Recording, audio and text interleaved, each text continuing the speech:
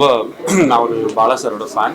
அவங்களோட ஃபர்ஸ்ட் படத்துலேருந்து எல்லா படங்களையுமே நம்ம வந்து நம்ம தமிழ் ஆடியன்ஸ் எல்லாருமே வந்து பயங்கரமாக நம்ம வந்து ரசித்து பார்த்துருக்கோம். ஒரு யூனிக் ஃபில்ம் மேக்கராக இருந்திருக்காரு அவர் என்றைக்குமே. அவரோட படங்களில் இருக்கக்கூடிய சீன்ஸோ இல்லை கேரக்டரைசேஷன்ஸோ வேறு யாருமே இதுக்கு முன்னாடியோ இல்லை இதுக்கப்புறமோ கூட அந்த ஒரு இன்டென்சிட்டியை வந்து ஹேண்டில் பண்ணுறது வந்து அவ்வளோ ஈஸி கிடையாது. அண்ட் அவர் அது கண்டினியூஸாக இத்தனை வருஷத்துக்கு வந்து பண்ணியிருக்காங்க.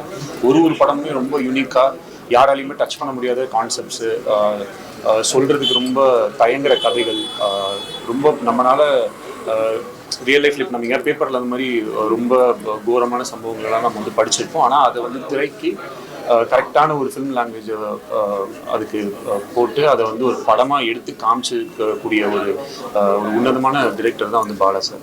அவங்களோட இந்த படம் வந்து வணங்கான்னு ரொம்ப ஒரு எக்ஸ்ட்ராடினரியான ஒரு ஃபில்மு. நம்ம பார்க்கும்போது வந்து அந்தளவுக்கு அது ஒரு ஹார்ட் ஹிட்டிங்காக இருக்குது. அப்படியே நம்மளை வந்து போட்டு உலுக்கி எடுத்துருது.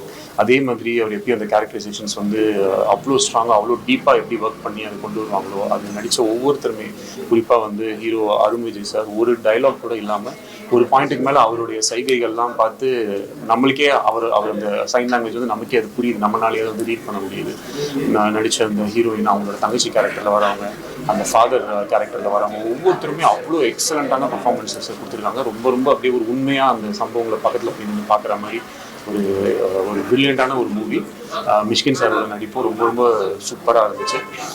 இந்த படம் வந்து ஒரு தியேட்டரில் ரொம்ப ஒரு ஹார்ட் ஹிட்டிங்கான ஃபிலிம் தான். பட் இதை வந்து நம்ம பார்க்கும்போது எப்படி சொல்கிறது, இது கிரியேட் பண்ணுற ஒரு விஷயம். எனக்கு எப்படி சேதுலையோ இல்லை ஒரு பித்தாமகன்லையோ பரதேசிலையோ நான் கடவுளையோ நமக்கு என்ன மாதிரி ஒரு இம்பாக்ட் வந்து பாலா சார் கிரியேட் பண்ணாங்களோ அதே இம்பாக்ட் பன்மடங்கு மல்டிப்ளை பண்ணி ரொம்ப எக்ஸ்ட்ராடினரியாக ஒரு ஃபிலிம் சார் கொடுத்துருக்காங்க.